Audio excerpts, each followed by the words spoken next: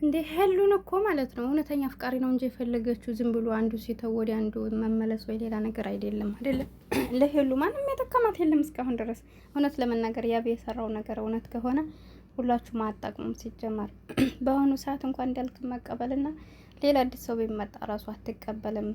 እንዲሁም ደግሞ ማን ነው ይሄ ልዑል ራሱ ከጎኗ ሆኖ አይታችኋል። ማንንም አልፈልግ ነው ያለችውና ሴት ልጅ ማስደሰት ባትችሉ አታስከፉ ትላላችሁ። ለምን ሴቶች በአንድ ሰው እንኳን ከተከፉ ለሁሉም ያለን ቦታ ሁሉም አንድ መስሎ ነው የሚታዩንና ምን ተፈጥሮ እንደሆነ አላውቅም። እንግዲህ ሄሉን ዛሬ ንግስቴን ዛሬ በአዲስ እንመጣል እያለ መጥቷል። ጉድ እኮ ነው።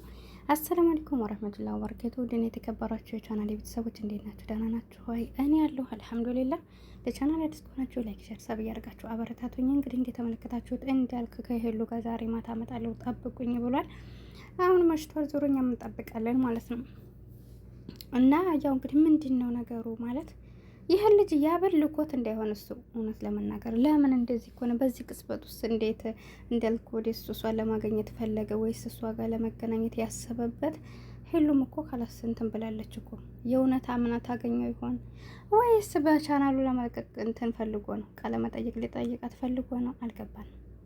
እንዴት እንደሆነ አልገባንም። እንግዲህ ዞሮ ዞሮ ምናልባት አስበውበትም ሊያደርጉ የፈለጉ ካለ ዞሮኛ አብረን እናያለን። የምንፈልገው ግን እሷ በየትም ይሁን በየትም እንድትጎዳ ስለማንፈልግ ማንኛችሁም ብትሆኑ ወደ እሷ ህይወት ስትመጡ ፈጣሪያችሁን ፈርታችሁ እንትን ለማለት ሞክሩ ማለት ነው። እና ይህ ሰው ልጅ እየጎዳችሁ እንጃ በጣም ይከብዳል።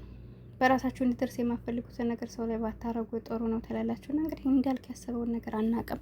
እያሰበው ምን እንደው ስለማናቅ እኛ ደግሞ ይሄ ነው ማለት አንችልም። ዝም ብለን ማየት ነው ትላላችሁ። ከአሁን በኋላ ዝም ብሎ ማየት ነው። ጃግ ማንም ሰው ክፉ ነገር እንዳይደርስበት እናስባለን። ሁላችሁንም ከክፉ ነገር አላህ ይጠብቃችሁና እስኪ እንጠብቃለን። ማምሻችንን እየጠበቅን ነው ትላላችሁ።